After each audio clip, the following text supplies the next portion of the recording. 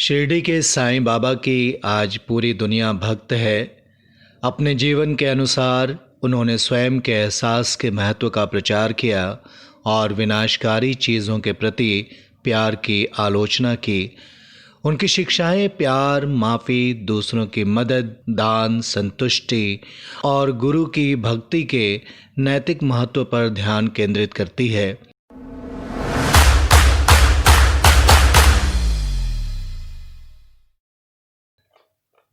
पहली कहानी है, साईं बाबा प्रतिदिन मस्जिद में दिया जलाते थे। इसके लिए वे बनियों से तेल मांगने जाते थे। लेकिन एक दिन बनियों ने बाबा से कहा कि बाबा, हमारे पास तेल नहीं है। तब बाबा वहाँ से चुपचाप चले गए और मस्जिद जाकर उन्होंने दिए में तेल की जगह पानी डाला और दिया जल पड़ा। यह बात चारों तरफ फैल गई। तब वहाँ के बनिए उनके सामने आए और उन्होंने उनसे माफ़ी मांगी। तो बाबा ने उन्हें माफ़ किया और कहा, अब कभी झूठ मत बोलना।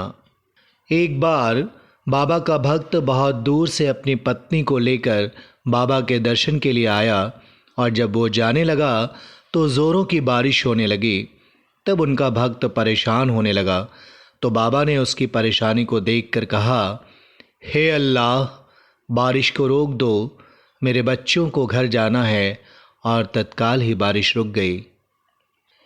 एक बार गांव के एक व्यक्ति की एक बेटी अचानक खेलते हुए वहां के कुएं में गिर गई। लोगों को लगा कि वो डूब रही है। सब वहां दौड़ कर गए और देखा कि वो हवा में लटकी हुई है और कोई अदृश्य शक्ति उसे पकड़े हुए है। वे कोई और नहीं, बाबा ही थे, क्योंकि वो बच्ची कहती थी कि मैं बाबा की बहन हूँ। अब लोगों को कोई और स्पष्टीकरण की ज़रूरत नहीं थी। महालसा पति के यहाँ जब पुत्र हुआ तो वो उसे बाबा के पास लेकर गए और उनका नामकरण करने के लिए कहने लगे। बाबा ने उस पुत्र को देखकर महालसा पति से कहा कि इसके साथ अधिक आसक्ति मत रखो, सिर्फ 25 वर्ष तक ही इसका ध्यान रखो, इतना ही बहुत है। यह बात महालसापति को तब समझ आई जब उनके पुत्र का 25 वर्ष की आयु में देहांत हुआ। 1922 में भगत महालसापति का भी देहांत हो गया। एक और कहानी है। एक दिन बाबा ने 3 दिन के लिए अपने शरीर को छोड़ने से पहले महालसापति से कहा था कि यदि मैं 3 दिन में वापस लौटूं नहीं तो मेरे शरीर को अमुक जगह पर दफना देना। 3 दिन तक तुम्हें मेरे शरीर की रक्षा करनी होगी। धीरे धीरे बाबा की सांस बंद हो गई और शरीर की हलचल भी बंद हो गई। सभी लोगों में यह खबर फैल गई कि बाबा का देहांत हो गया है। डॉक्टर ने भी जांच करके मान लिया कि बाबा शांत हो गए हैं। लेकिन मालसापति ने सभी को बाबा से दूर रहने की सलाह दी।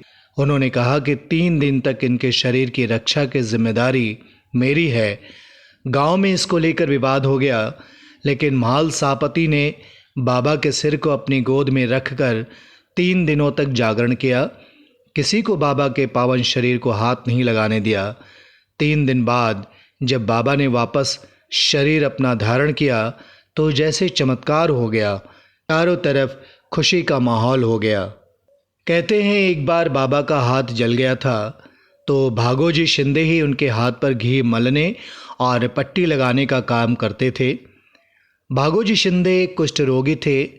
चांदोरकर जी बाबा के लिए मुंबई से एक डॉक्टर परमानंद को इलाज के लिए लेकर आए थे, लेकिन बाबा ने इनकार कर दिया और वो शिंदे के हाथों घी लगाकर ही ठीक हो गए।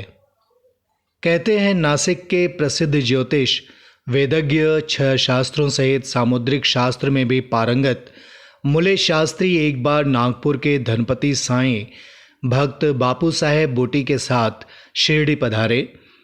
हस्तरेखा विशारद होने के नाते मुले शास्त्री ने बाबा के हाथ की परीक्षा करने की प्रार्थना की, परंतु बाबा ने उनकी प्रार्थना पर कोई ध्यान नहीं दिया और उन्हें 4 केले दिए। इसके बाद सब लोग वाड़े लौट आए। वाड़े से लौटने के बाद आरती के समय बापू साहेब से बाबा ने कहा, वो मुले से कुछ दक्षिणा ले आओ। मुले जब दक्षिणा लेने के लिए गए तो मस्जिद के बाहर ही खड़े रहकर बाबा पर पुष्प फेंकने लगे, लेकिन जब उन्होंने ध्यान से देखा तो उन्हें बाबा की जगह उनके कैलाशवासी गुरु घोलप स्वामी दिखाई दिए। वे उनकी स्तुति करने लगे और जब आंख उन्होंने खोली तो बाबा को दक्षिणा मांगते हुए देखा। यह चमत्कार देखकर उनका संशय दूर हो गया। एक बार की बात है, एक बूढ़ा रोता हुआ साईं बाबा के पास आया और हाथ जोड़कर खड़ा हो गया। साईं बाबा के एक शिष्य ने पूछा कि क्या हुआ। बूढ़े व्यक्ति ने कहा कि मेरा जवान लड़का मर गया है, मेरे पास उसके कफन दफन के लिए एक भी पैसा नहीं है। साईं बाबा ने उसकी ओर देखा और पूछा कि कब मरा लड़का। उसने कहा कि आज दोपहर को। किसी ने भी मेरी मदद नहीं की। तब साईं बाबा ने हंसते हुए कहा कि जब तुम्हारे पास स्वयं ही इतने सारे रुपए हैं तो कोई तुम्हारी मदद क्यों करेगा। बूढ़े व्यक्ति ने गिड़गिड़ा कर कहा कि बाबा मेरे पास तो इस समय फूटी कौड़ी तक नहीं। साईं ने कहा झूठ बोलते हो तुम। साईं ने फिर कहा अपनी जेब में हाथ डालो, वहाँ पैसा ही पैसा भरा पड़ा है। जब उस बूढ़े ने जेब में हाथ डाला तो अचानक ढेर सारे नोट निकल आए। वो हैरानी से देखता रह गया। आश्चर्य के मारे उसकी आंखें फटी की फटी रह गईं।